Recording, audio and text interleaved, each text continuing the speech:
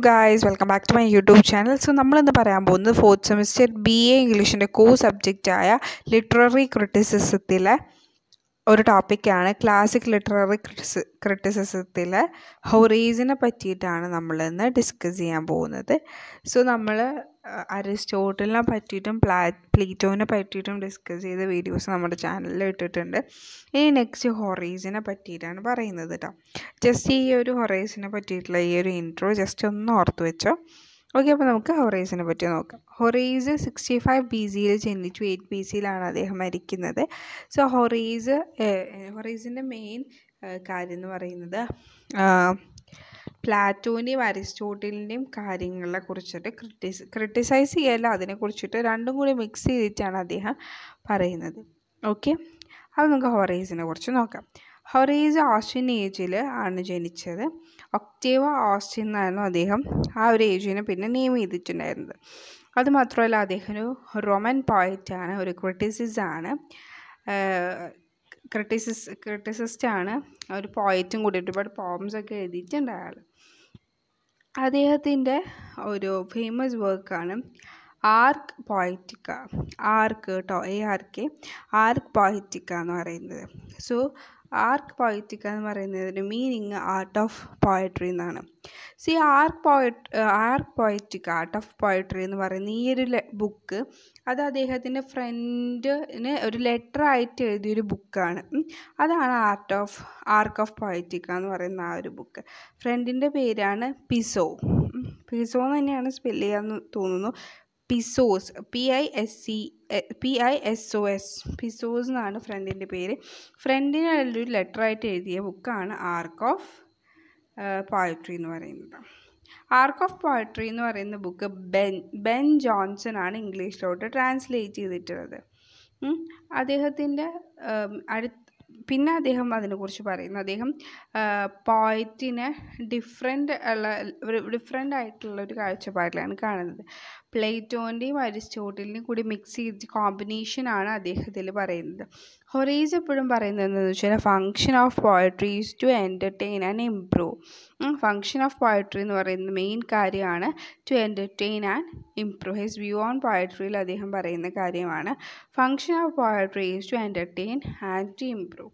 So നിങ്ങൾ ഈ ഒരു പറയുന്ന സമയത്ത് നിങ്ങൾ ഒന്ന് പോസ് ചെയ്തിട്ട് എഴുതിയെടുക്കാൻ നോക്കട്ടെ. ഞാൻ പറയുന്നത് നിങ്ങളുടെ ലാംഗ്വേജിൽ എഴുതിയെടുക്കുക, എന്നിട്ട് ടെക്സ്റ്റ് ജസ്റ്റ് നോക്കിയിട്ട് കണക്ട് ചെയ്തിട്ട് മാർക്ക് ചെയ്ത് വെക്കുക കേട്ടോ.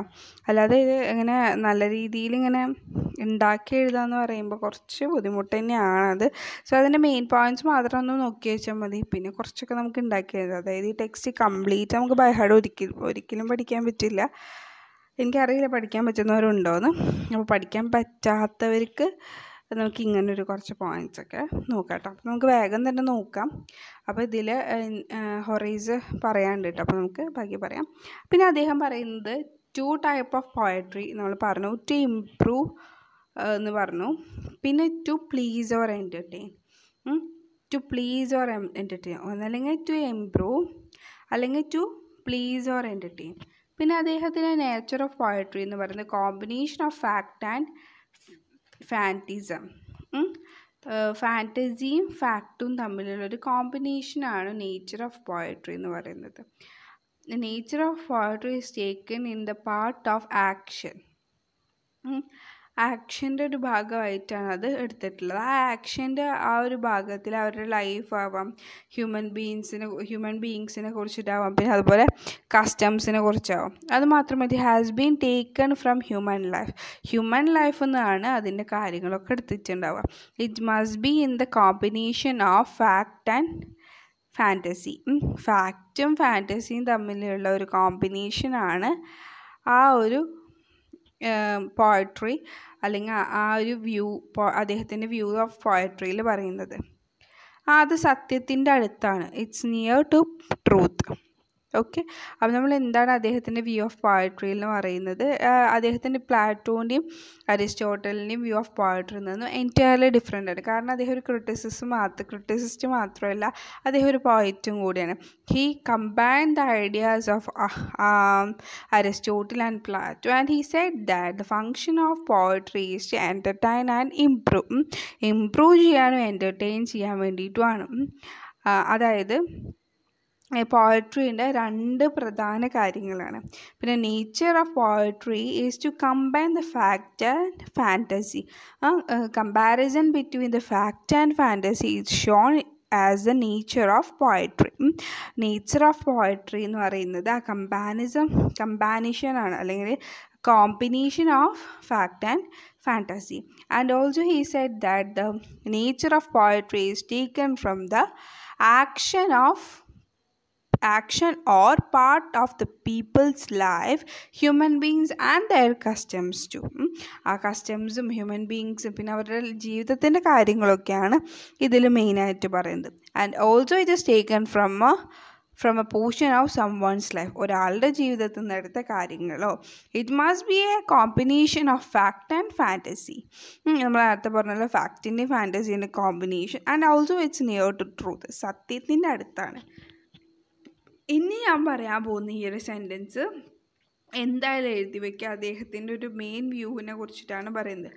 ഗ്രേറ്റ്നെസ് ഓഫ് എ പോം എന്നാണ് പറയുക. ഗ്രേറ്റ്നെസ് ഓഫ് എ പോം not only lies in its beauty, but it's in the power to move the reader heart and soul. ഒന്നുകൂടി പറയാം. Greatness of a poem not only lies in its beauty, but it is in the power to move the reader's heart and soul. അതായത് ഒരു പോമിൻ്റെ greatness എന്ന് പറയുന്നത് എന്താണ്? അതിൻ്റെ ബ്യൂട്ടീനെ മാത്രം കാണിക്കുന്നതല്ല, അത് റീഡേഴ്സിൻ്റെ ഹാർട്ടും അതുപോലെ സോളിനെയും ഒരുപോലെ പവർഫുൾ ആയിട്ടുള്ളതാണെന്നാണ് പറയുന്നത്. ആൻഡ് പിന്നെ അദ്ദേഹം പറയുന്നത് സബ്ജക്റ്റ് മാറ്ററിനെ പറ്റിയിട്ടാണ്. Subject matter should be simple and uniform. Okay, subject matter should be simple and uniform. That is the due observation of general nature, whatever the theme be. ആ തീം എങ്ങനെയാവണം എന്നുള്ള ഒബ്സർവേഷനാണ് simple and uniform. Theme എന്ന് പറയുന്ന subject matter എങ്ങനെയായിരിക്കണം എന്ന്. Okay, so പിന്നെ അത് അദ്ദേഹം പറയുന്നത് it choose the right capacity. അത് കറക്റ്റായിട്ടുള്ളൊരു കപ്പാസിറ്റീനെ ചൂസ് ചെയ്യാനും. Language of a person must be clear and uniform. The language of a person should be clear and uniform ആയിരിക്കും, ക്ലിയർ ആയിരിക്കും. And also the diction must be excellent. ആ diction എങ്ങനെയായിരിക്കണം? എക്സലൻറ്റും ആയിരിക്കണം, ക്ലിയറും ആയിരിക്കണം, യൂണിഫോം ആയിരിക്കണം. ഓക്കെ, ഇനി നെക്സ്റ്റ് ആണ് ടൈപ്സ് ഓഫ് പോയട്രി എന്ന് പറയുന്ന ഒരു സെക്ഷനിലോട്ട്. There should be some relation between meter and subject. മീറ്ററും സബ്ജക്റ്റും തമ്മിൽ ഒരു റിലേഷൻ വേണം എന്നാണ് പറയുന്നത്. സോ നമ്മൾ മീറ്റേഴ്സിനെ കുറിച്ചിട്ട് നമ്മൾ ഫസ്റ്റ് സെമ്മിലൊക്കെ പഠിച്ചിട്ടുണ്ട്. നിങ്ങൾ അയാംബിക് പെൻറ്റാമീറ്റർ, ഡാക്ടൈൽ ഹെക്സാമീറ്റർ, സോ ആ കാര്യങ്ങളൊക്കെ ഇവിടെ ചെറുതായിട്ട് പറയുന്നുണ്ട്. So the relation must be between meter and subject matter. മീറ്ററും സബ്ജക്റ്റ് മാറ്ററും തമ്മിലൊരു റിലേഷൻ ആയിരിക്കും. Then the epic poem should be written in a dactyl. Okay, epic poem should be written in dactyl hexameter. Epic poem എങ്ങനെയാണ് എഴുതേണ്ടതെന്ന് വെച്ചാൽ dactyl ഹെക്സാമീറ്ററിലായിരിക്കണം എഴുതേണ്ടത്. So നമ്മൾ ഒരുപാട് മീറ്റേഴ്സ് പഠിച്ചിട്ടുണ്ടല്ലേ. Iambic metre, dactyl metre, olfactory, iambic pentameter, അങ്ങനത്തെ ഒരുപാട് കാര്യങ്ങളൊക്കെ പഠിച്ചിട്ടുണ്ട്. സോ അയാംബിക് പെൻറ്റാമീറ്റർ എന്ന് പറഞ്ഞാൽ സിമ്പിളായിട്ട് ഞാൻ പറയാം, unstressed syllable followed by a stressed സിലബിളാണ് iambic pentameter. So in the case of dactyl hexameter or dactyl meter is one syllable is followed by two unstressed syllable. ഒരു സ്ട്രെസ്ഡ് സിലബിൾ 2 അൺസ്ട്രെസ്ഡ് സിലബിൾ ആയിട്ടാണ് follow ചെയ്യുന്നത്. Okay, ഇനി next ആണ് comedy, tragedy and satire is an iambic iambic meter. Comedy, tragedy and satire should be in iambic meter. Iambic meter ആണ് കോമഡിയും ട്രാജഡിയും സറ്റയറും എഴുതാൻ use ചെയ്യുന്നത്. എപ്പിക്കിന് എപ്പോഴും എങ്ങനെയാണ് ഡാക്റ്റൈൽ ഹെക്സാമീറ്റർ മസ്റ്റ് ബി യൂസ്ഡ്. ഡാക്റ്റൈൽ ഹെക്സാമീറ്റർ എപ്പോഴും യൂസ് ചെയ്യുന്നത് അങ്ങനെയാണ്. ദെൻ ഇനി നിങ്ങൾ പറയുന്നത് ജസ്റ്റ് ഇതുപോലെ എഴുതി വയ്ക്കുക. A poet is free to use both familiar words and new if they fulfill the two requirements of expression, clearness and effectiveness. So ടെക്സ്റ്റിൽ പേജ് നമ്പർ 28 സെക്കൻഡ് പാരയിൽ പറയുന്നതാണ്. സെക്കൻഡ് പാരയിൽ തേർഡ് ലൈനിലൊക്കെ പറയുന്നതാണ്. അതായത് ഒരു പോയറ്റ് എന്ന് പറഞ്ഞാൽ എങ്ങനെയാണ് ഫെമിലിയർ വേർഡ്സിനെ യൂസ് ചെയ്യാനും അതുപോലെ അൺഫെമിലിയർ വേർഡ്സിനെ യൂസ് ചെയ്യാനും അദ്ദേഹം റിക്വയർ ചെയ്യുന്ന എക്സ്പ്രഷൻസ്, ക്ലിയർനെസ് ആൻഡ് എഫക്റ്റീവ്നെസ് ആണ് ആ ഒരു പോയറ്റ് റിക്വയർ ചെയ്യുന്നത്. And also if the words are not familiar, words can express what the poet has in mind. He has a license to coin a new word. അതായത് ഒരു പോയറ്റിൻ്റെ നിലയ്ക്ക് പോയറ്റിന് പുതിയ ഒരു word coin ചെയ്യാൻ അദ്ദേഹത്തിന് കഴിയും.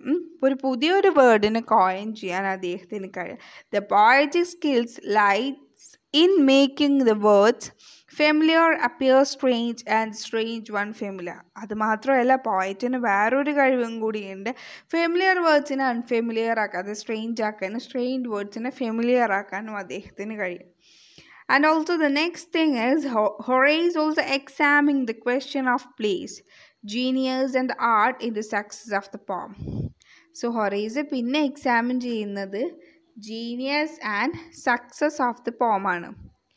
ഓക്കെ, പിന്നെ അത് മാത്രമല്ല അദ്ദേഹം he is in the view that be it poetry or painting or music or sculpture, the artist must be naturally crafted. അതായത് ഇപ്പോൾ പെയിൻറ്റിങ് ആയാലും മ്യൂസിക് ആയാലും സ്കൾപ്ചർ ആയാലും എന്തൊരു കഴിവാണെന്നുണ്ടെങ്കിലും ആ ആർട്ടിസ്റ്റ് എങ്ങനെയായിരിക്കും എന്ന് വെച്ചാൽ നേച്ചർ, അതായത് ശരിക്കും പണ്ട് മുതലേ കഴിവുള്ള ഒരാൾ തന്നെ ആയിരിക്കണം. നെക്സ്റ്റ് അദ്ദേഹം പറയുന്നത് Horace is more concern with ടോയിൽ than natural inspiration of genius. അതായത് അദ്ദേഹം ടോയിലിനെ കുറിച്ചിട്ടാണ് മോസ്റ്റ് ആയിട്ടുള്ള കൺസേൺ, അല്ലാതെ നേച്ചുറൽ ഇൻസ്പിറേഷനെ കുറിച്ചിട്ടല്ല. ഓക്കെ, അത്രയാണ് അദ്ദേഹത്തിൻ്റെ പോയട്രി സൈഡിൽ പറയുന്നത്. ഓക്കെ, അപ്പോൾ അവസാനം ഞാൻ പറഞ്ഞത് that he is if A poet is familiar with the words, he needs a requirement of expression, clearness and effectiveness. And also a poet will have, or poet's mind is that he has a license to coin a new word and he make the familiar words appear strange and the strange words unfamiliar. നമ്മളിപ്പോൾ explain ചെയ്തിട്ടുണ്ടെങ്കിൽ ഞാൻ just ഒന്ന് English വായിക്കുകയാണ്. And also he genius natural endowment. The view of that be poetry or painting or music or sculpture the god must gifted him unless undertaking the necessary toil to learn the principle. Horace is more concerned with toil than with natural inspirations or genius. So ഇത്രയാണ് പോയട്രിയുടെ കേസിൽ പറയുന്നത്. ഇനി on ഡ്രാമയുടെ കേസിൽ അദ്ദേഹം പറയുന്നത് Horace discuss of the dramatic art also borrowed from Aristotle. അദ്ദേഹം എടുക്കുന്ന ആ ഡ്രാമാറ്റിക് ആർട്ട് എന്ത് ഫോളോ ചെയ്യുന്നത് എങ്ങനെയാണ്, ബോറോ ചെയ്യുന്നത് എവിടെ നിന്നാണ്, അരിസ്റ്റോട്ടിൽ നിന്നാണ് അല്ലേ. And also he studies its broadly under 3 heads. അദ്ദേഹം അത് പഠിക്കുന്നത് 3 headsന് അണ്ടറിലാണ്. ഇതിൻ്റെയൊക്കെയാണ് plot, characterisation and style.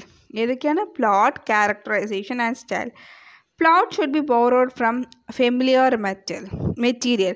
Plot എപ്പോഴും ഫെമിലിയർ മെറ്റൽ നിന്നാണ് ഫോളോ ചെയ്യുന്നത്.